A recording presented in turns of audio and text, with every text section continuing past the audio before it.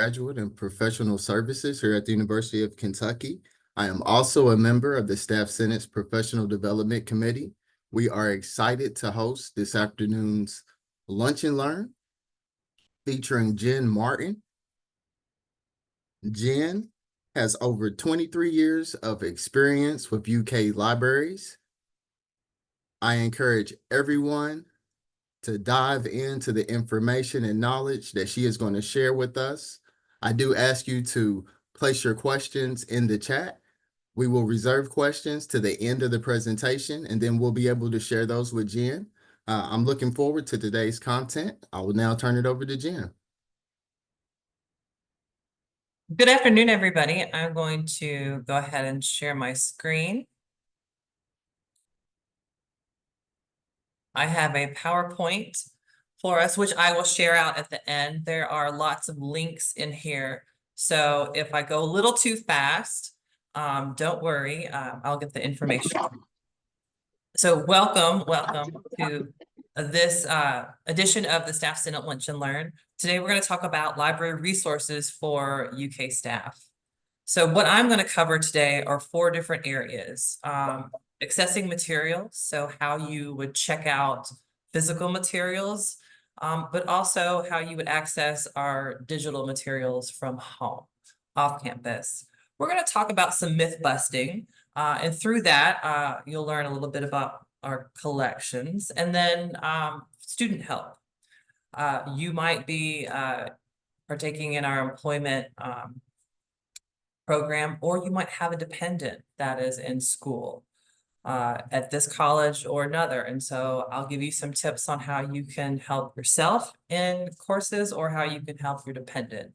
And then last, I'll talk about the job opportunities here at UK libraries, and they're vast. So first up, a little bit about UK libraries. Our mission is to ignite the human drive to discover, create, and connect by facilitating access to information, empowering learners, and collaborating with our communities to advance knowledge, enhance scholarship, and preserve the history and culture of the Commonwealth. We've got 7 locations. It keeps dwindling over the years as we consolidate. Right now, I am in the Young Library, which is our flagship library on campus. We have a new addition called the Stacks, which is in what we're now calling the King Library Annex. All of our different libraries have what I call different nooks and crannies for study spaces. They all have different personalities. And so if you're somebody that is on campus and you like to physically go to a library, I would say, please check out one of our locations. They're very, very, very interesting. I like the Fine Arts Library myself because there's these big red chairs that sit in front of a picture window. So if it's raining out, that's a really great place to kind of curl up and read a book. So how do you check out a book? How do you access our materials? So you probably have all you need in your wallet. We use our UK Wildcard, your employee ID, and the mobile ID, which should be released to faculty and staff sometime later this year. Students are able to use that on their phone, and that's a mobile ID where they just kind of tap their phone. On the back of your ID card, your wild card, is a barcode, and that's your library barcode. And that's all you need to be able to check out a print material. So if you come to any library and grab a book off the shelf, you would just bring it down to the front desk and use your ID to check that material out. Now, our biggest use is our online resources. So these are our databases, articles, and you can have access to these too off campus. Because you're a UK employee, you are within our license.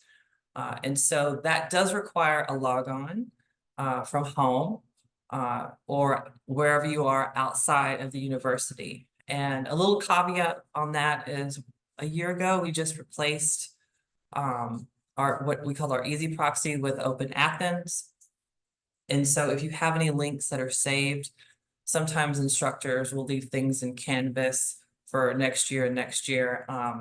And so we've got instructions on our webpage on how you might authenticate that. But if you go through our website, then you'll automatically be prompted to enter in your linked blue information, and you can access articles, databases, any of our resources. Our catalog is called InfoCat Discovery. And I'm going to pop out for a second and show you that. So this is our search engine for InfoCat. If you type anything in here, it's going to search for anything and everything. But you do have the option to refine it. You can look through our catalog, say you're just looking for a book, say you're looking for a course reserve, local collections, or WorldCat, which is kind of the world catalog. You can check other libraries as well. We'll be visiting InfoCat a little bit later, so keep that in mind. And again, these links are all in my PowerPoint, which I will share. So I'm going to move on to myth busting. So one of the myths I hear all the time is a library is a place that you have to remain quiet. A lot of the tours that come through, I hear some of the student tour guides call this the anti-library, and I kind of cringe at that term. I like to think of ourselves as a modern day library. I have an example of our volume levels that we've created. So every floor has a different volume level. Some are more collaborative than others, and we have quiet spaces on the 3rd and 5th floors. And then we have a silent study room too that was recently installed in the west wing of the 5th floor. And this is pretty much the same throughout the other libraries. There are places for conversation, collaboration. Downstairs in our hub, we have our media depot. We have some other auxiliary services like Presentation U, the Writing Center. It's a very, very loud and collaborative space. The next one, a library is just a place for books. And we are so much more. Yes, we have over 1 million volumes in the Young Library, which our students have named Willie T. But we have so much more. And I've listed here an example of the multitude of resources that we have. And I'm going to pop out. So one of the things that we offer are newspapers and microforms. So yes, we still have microfilm readers in Young Library. Some of you might remember those. They're the film, you put the wheel and you can access the newspaper. Slowly but surely we're digitizing our backlog of newspapers, and those are accessible through various databases, some that we own and then some that we pay for the license. We have the world's largest collection of Kentucky newspapers. Unfortunately, it is tied to archive.org, and there was an issue with that, so it's temporarily unavailable. But along with newspapers, I wanted to talk to you about a recent endeavor that just happened that is available to you all, and that is our digital newspaper subscriptions that are free for all students, faculty, and staff. And so this is a partnership between the Student Government Association, the College of Communication and Information, and us, the libraries. So you can have a free subscription to the New York Times and the Wall Street Journal. And so I have a link in here. So if you have a current account for that set up on your phone or mobile device, you can actually go in and cancel and stop paying for that and activate a membership. Now, the issue with this is that both of them require different ways to set up the account, of course. So we have instructions on how you would do that. So the New York Times is a little bit different of a setup. than the Wall Street Journal, but both of these are pretty easy to sign up for, and they would be free for you. So make sure that you take advantage of that if you're somebody that loves checking on news.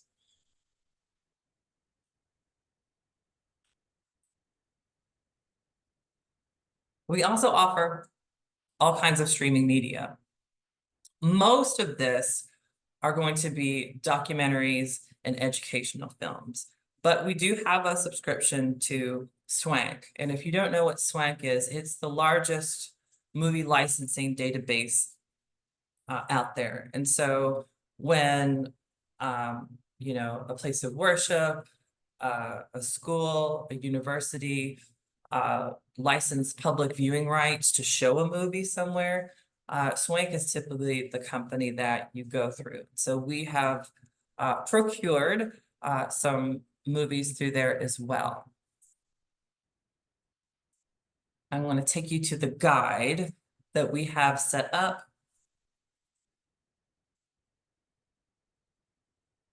For streaming media. So I'm going to click on Swank.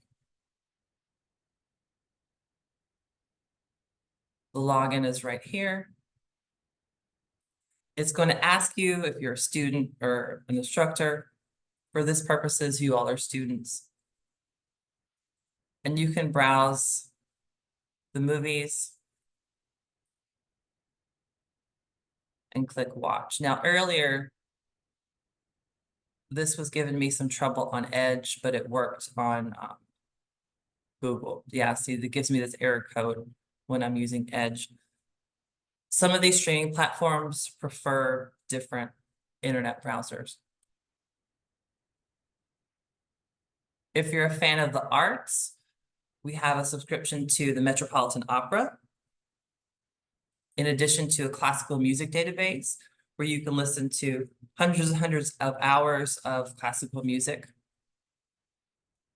So this is the Met Opera on demand.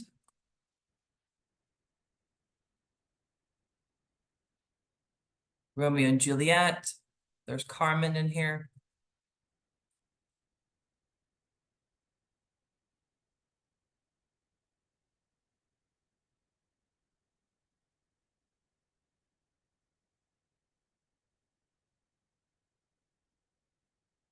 So make sure that you take a browse through those. Canopy and Films on Demand have a lot of really interesting documentaries.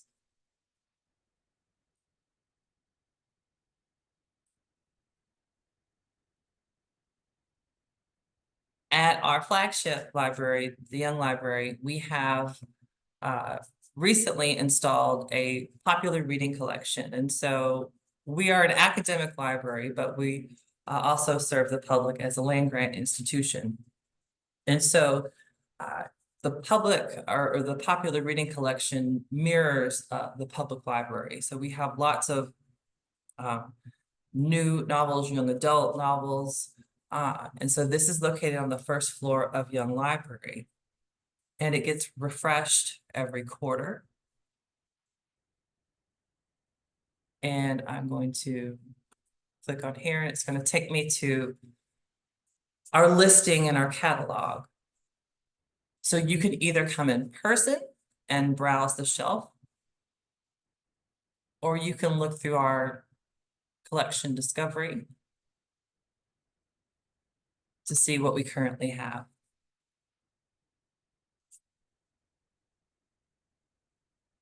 When you click a record,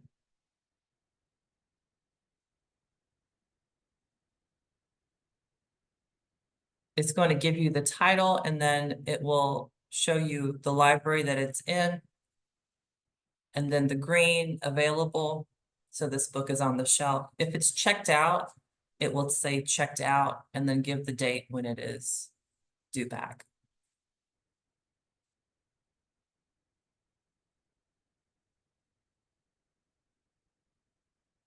We also have board games that we can check out for up to 7 days.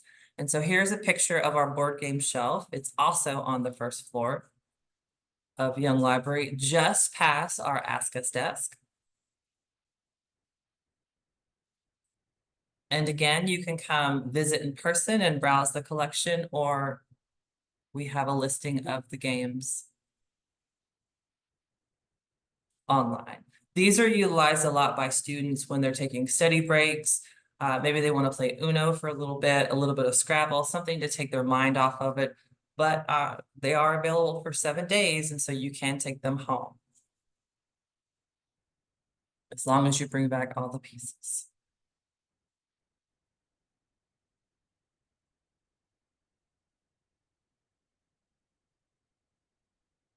So going back into InfoCat. Again, this is our catalog. What I just showed you are 2 examples of collection discoveries. And so these are consolidating liked items, and we have several of these. So I'm clicking the more option.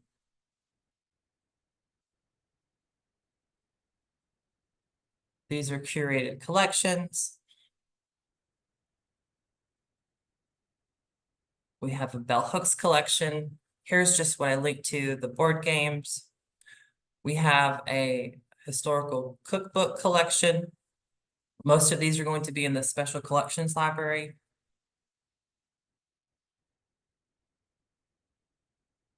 If you're looking for graphic novels at our fine arts library, you can peruse these.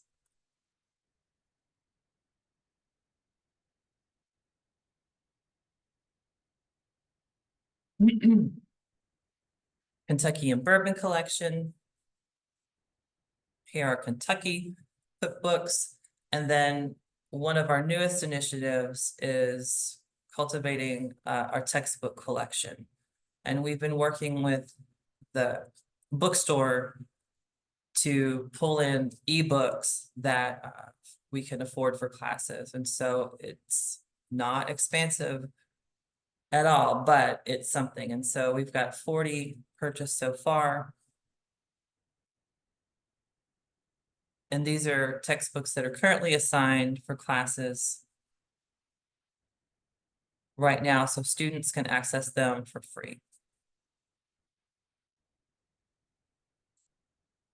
Accessing an ebook can be a little bit of a pain.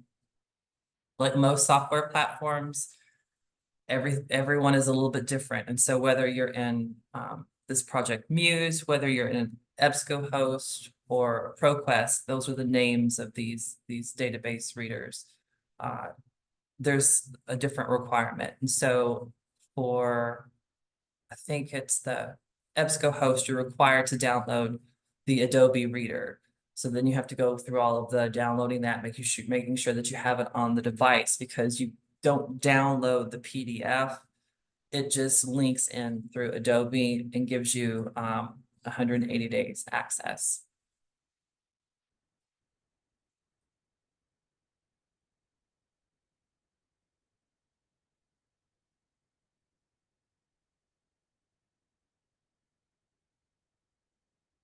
And then I think that, scroll real fast, sorry. Yes, that was all of it in the collection discoveries.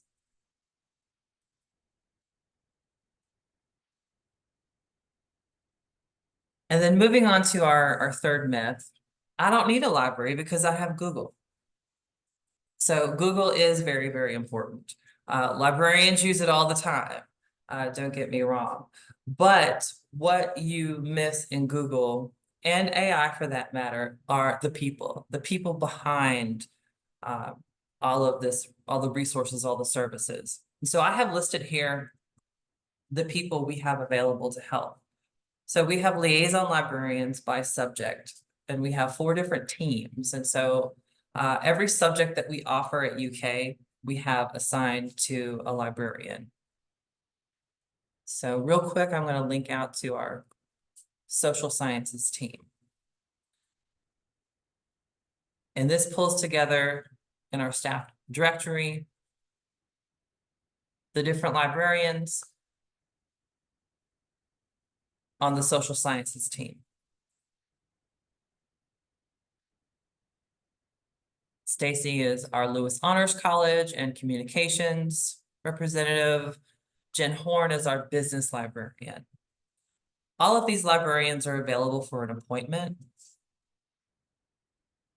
You have our subject areas right here. I'm going to use Jennifer Horn as an example. Social sciences team, B&E, diplomacy, political science, phone number, email, and to schedule a consultation. Our liaison librarians have an appointment calendar. So anytime you see the make an appointment, schedule an appointment button, you can click it.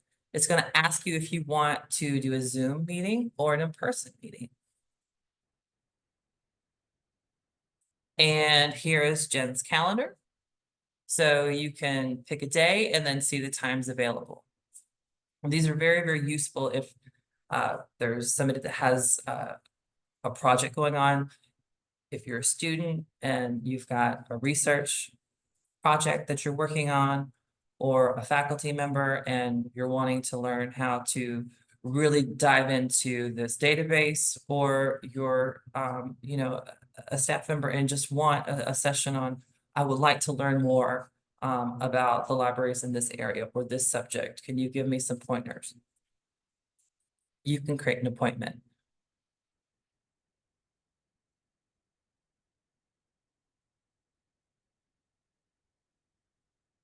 Outside of our liaison librarians, we also have several other areas that we have help in. So we have a maps library, which is really interesting.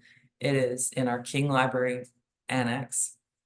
There's tons of maps and GIS machines there. Our new digital scholarship center called the Stacks is over in the King Library Annex. We just hired last year 2 new employees in data services. So we have a data applications librarian and a data service librarian. And then one of my colleagues I've been working with is our affordable course content librarian. And so Stephen has been working, we just did this big textbook survey on campus, asking students about the cost of textbooks and if they've had to, you know, forego, you know, purchasing a textbook, or do they borrow, do they share? What are your habits? Because libraries, we try as hard as we can to reduce the cost for students. So we use course reserves, interlibrary loan, meaning if we don't own it, we'll get the book or the article from some other library.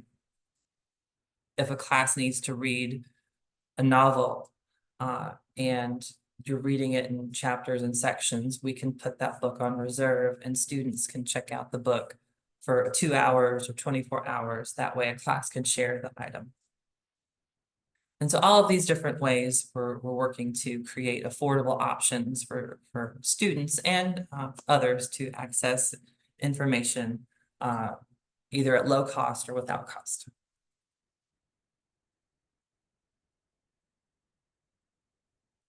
So talking about students,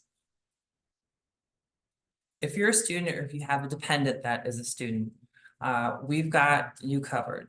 So it might have been a minute since you've been in school. So I'm just going to use a proverbial staff member who is taking part in our employee education program, and you're coming back to school. UK Online is very, very big. There's lots of programs.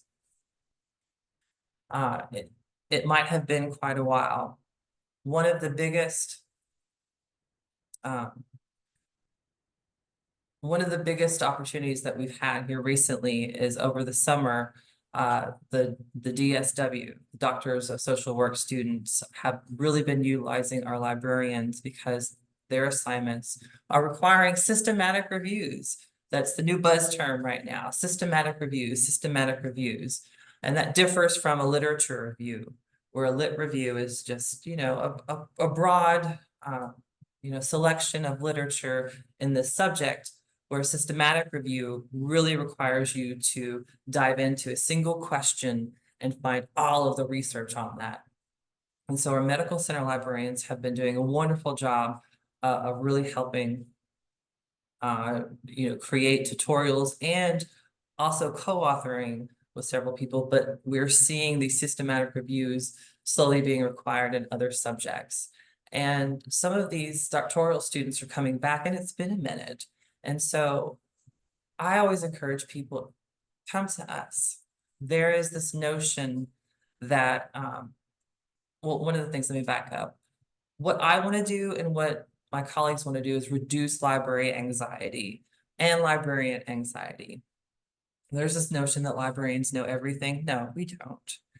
And if it's been a minute, it's okay to ask questions. I'll tell you a little anecdote. My mother is a retired professor from the University of Louisville. And she hates when I tell this story. But she was asking me, her librarian daughter, some research questions. And I was like, Mom, you have a librarian at U of L in Kornhauser. And she had used this librarian many times. I was like, why is she asking me for this? Why? I'm like, go to her. I don't have a medical background. Uh, and then it hit me. Oh, you're embarrassed. Mm-hmm. You don't want to ask this question because you're going to think that somebody's going to prejudge you or judge you on the information that you're asking. Maybe somebody has already told you some information and you've forgotten and you have to ask again. I never want that to be a hindrance or a barrier with anybody. And so that's why our motto is ask us. You'll see on our webpage a little yellow button called Ask Us. At Young Library, our signs above our help desk say, ask us. And it is perfectly okay to ask any question that you would like, or set up an appointment or research consultation to refresh yourself. Most of our databases and our software systems are like everything else.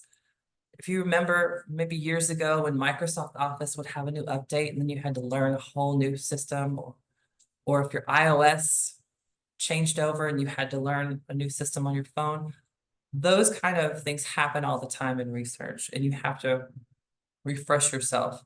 If you're trying to dive into the research process, I don't even know where to start. We have research guides that are one-stop shopping, I like to call. And I'm going to click on our research guides right here. So for every subject that we have here at the university, we have created research guides.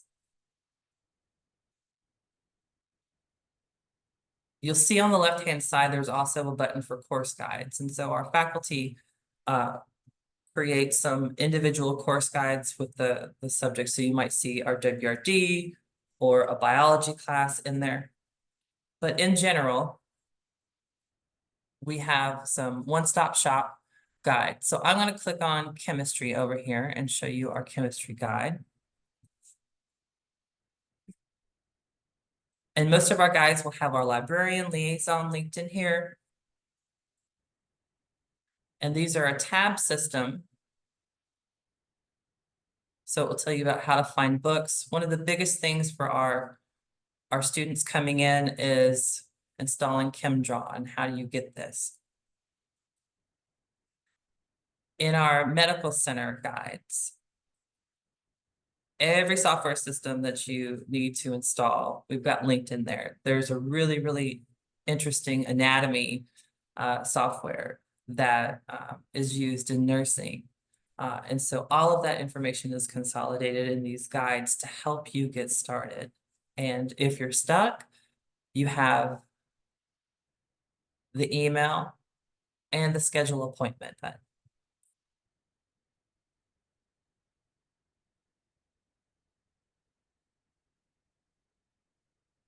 I'm going to click on our college nursing guide right here.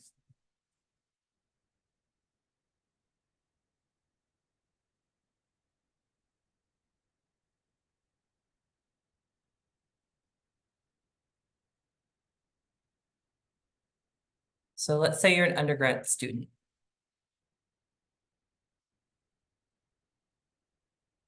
Here's the anatomy resources. So here, the books, and then the Human Anatomy Atlas. These are instructions on how you would install that.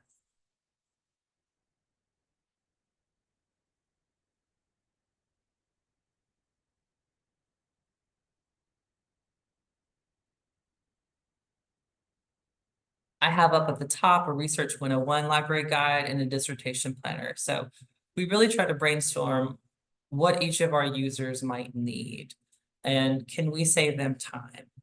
And can we save time for us too, giving you a head start? Okay. Now, last thing I want to talk about is job opportunities. I talked about people, and the people really make this place special. Anytime I'm asked, what is your favorite part of your job, I say the people. I've been working in this library for over 23 years, and I can't imagine working anywhere else. I've had colleagues leave before and then tell me, oh my gosh, I don't know why I left. It was just, so great there. But not every position is library related.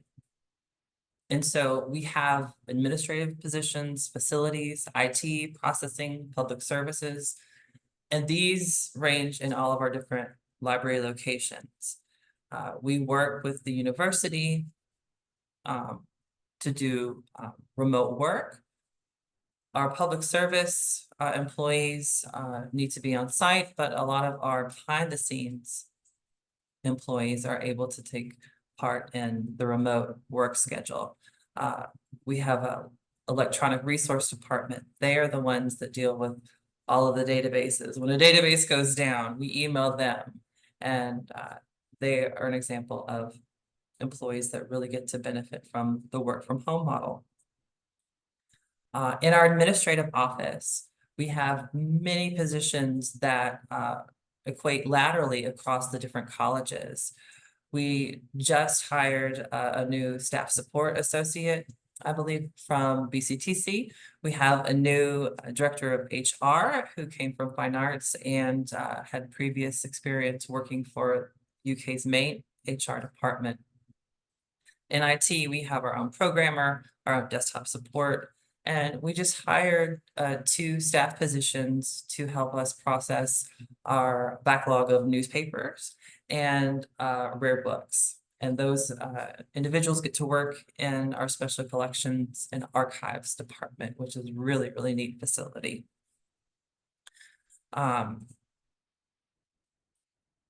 You also might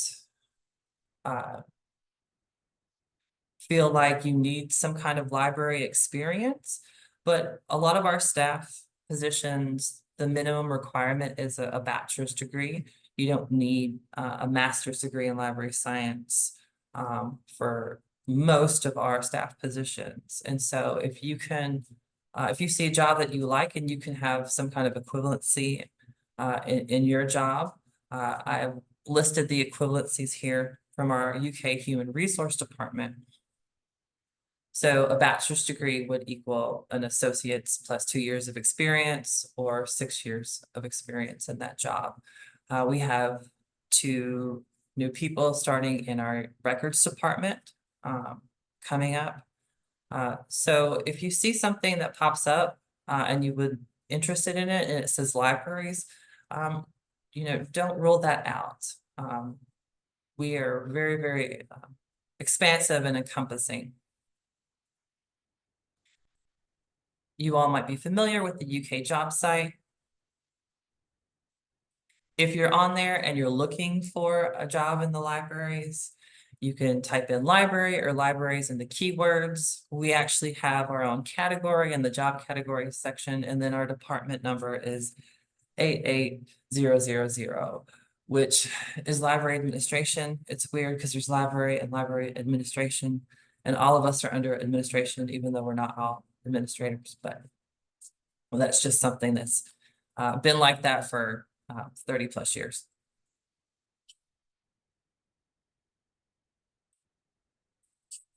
Okay, and I sped through that. So again, I've been here for a long time. I tried to curate some popular things that I think this audience would like, but there is so much more.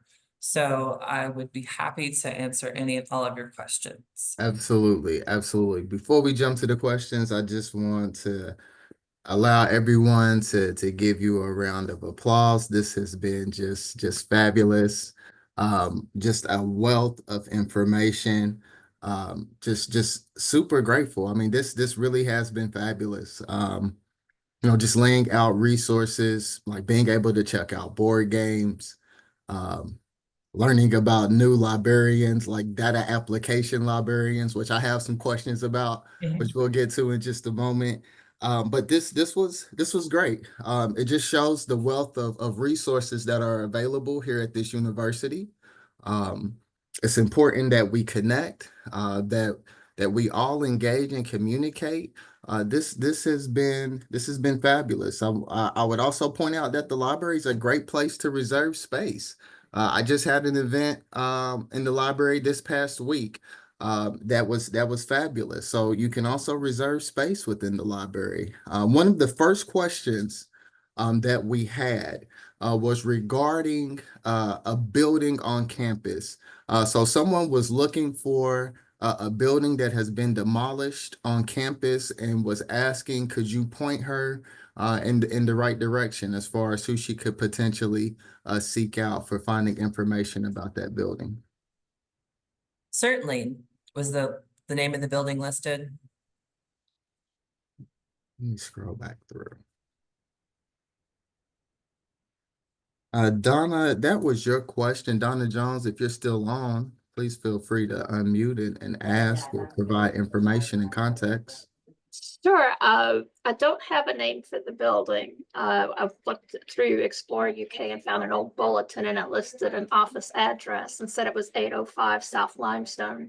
But I don't have a name for the building. And the only other thing I know about it is I found it on a campus map. It's 73, I think. And it said that the dental hygiene program was housed there. But I don't have a name for the building.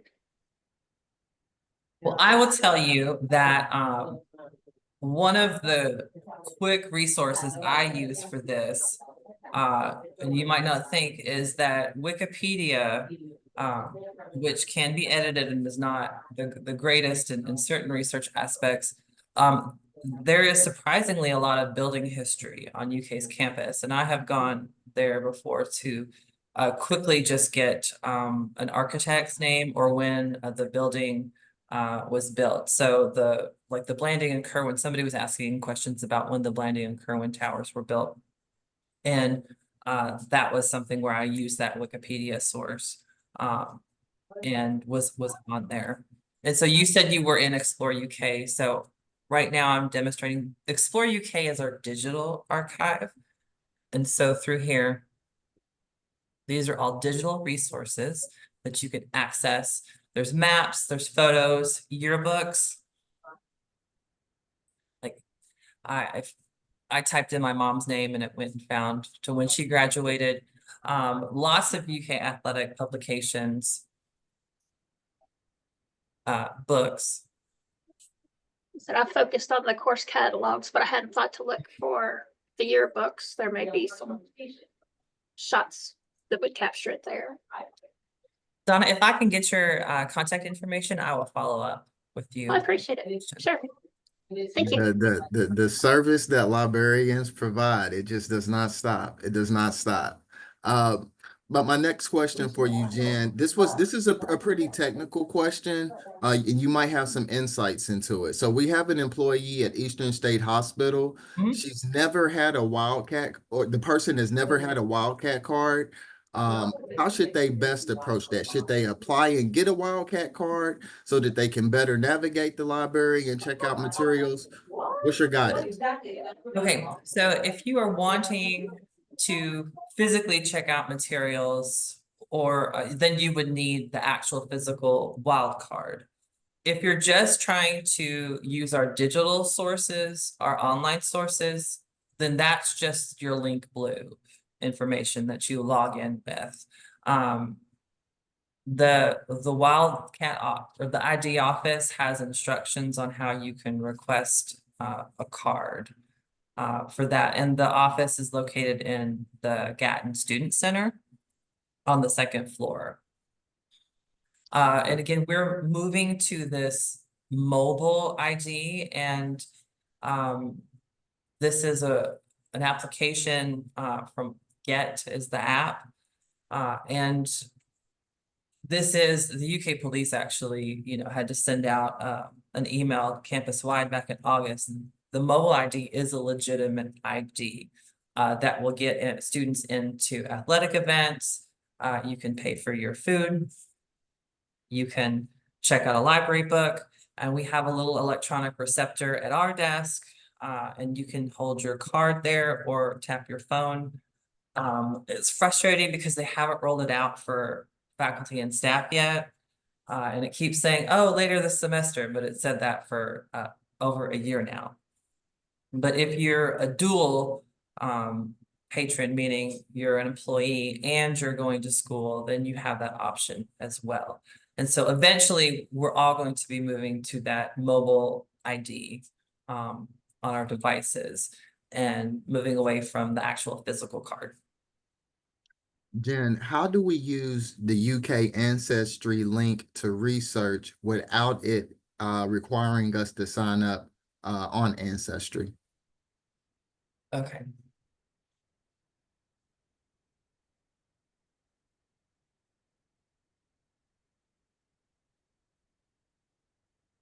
So this is our homepage. So somebody asked a question about Ancestry. We do have a subscription to Ancestry. So if you click on databases,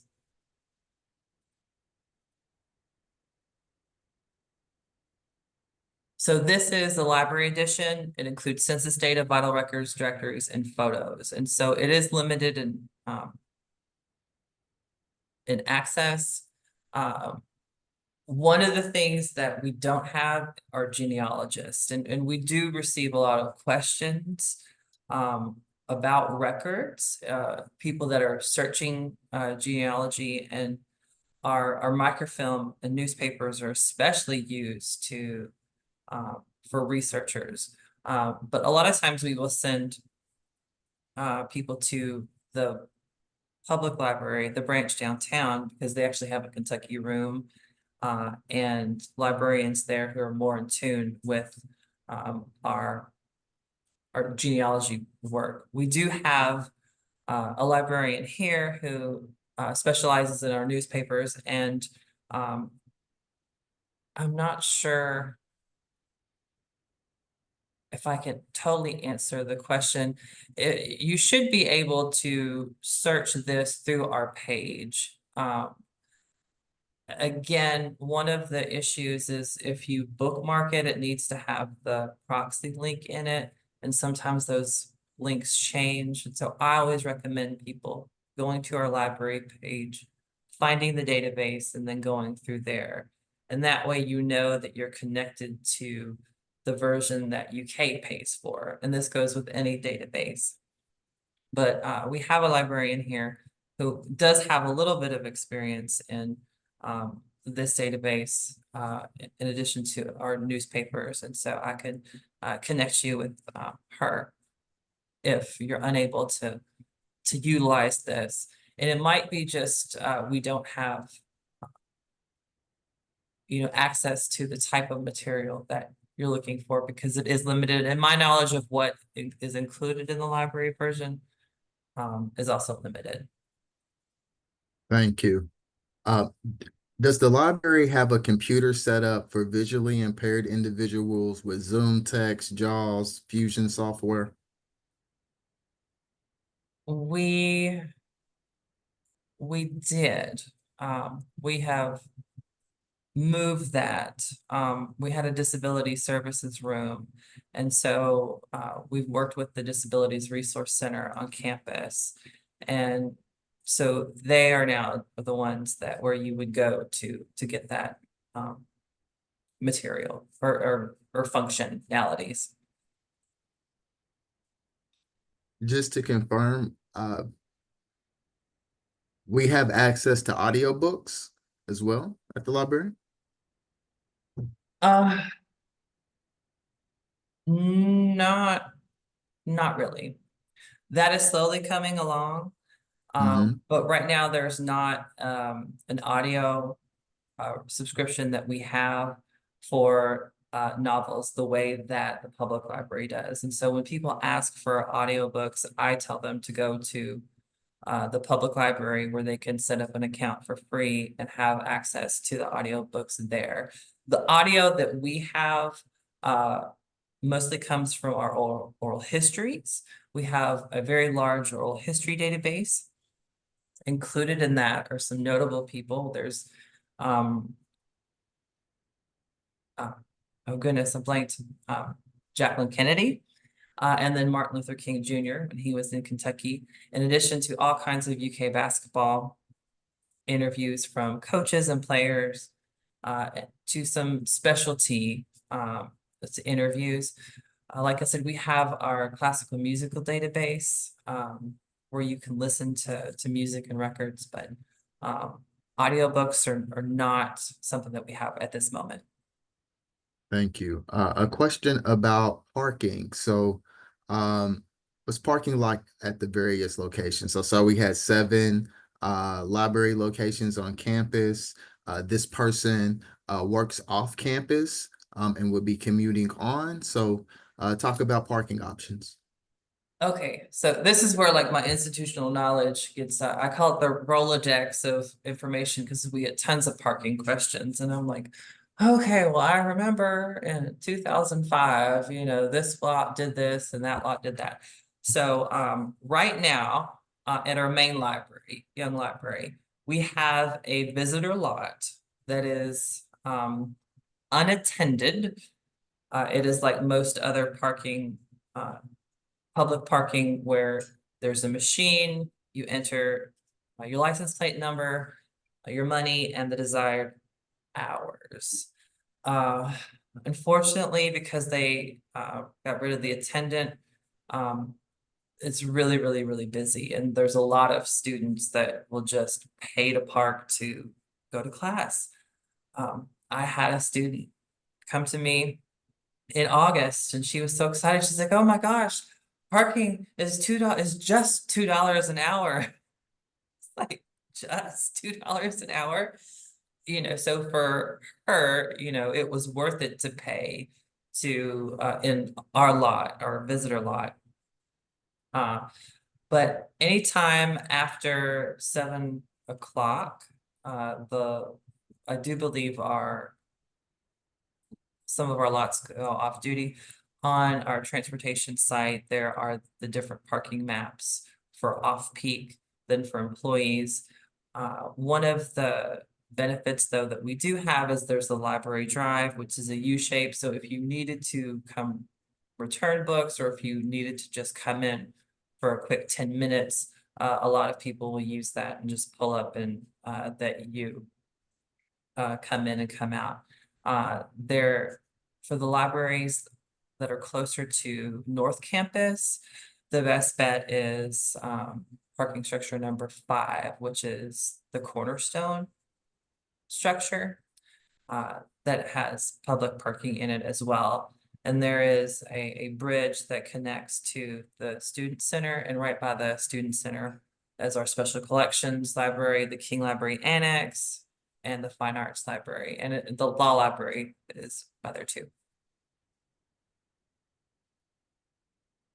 Jen, thank you. Do we have any other final questions? We are approaching our last few minutes of the call. And I want to give a final warning for questions before we jump off. Just thank you for the wealth of knowledge, the resources that we have available to us.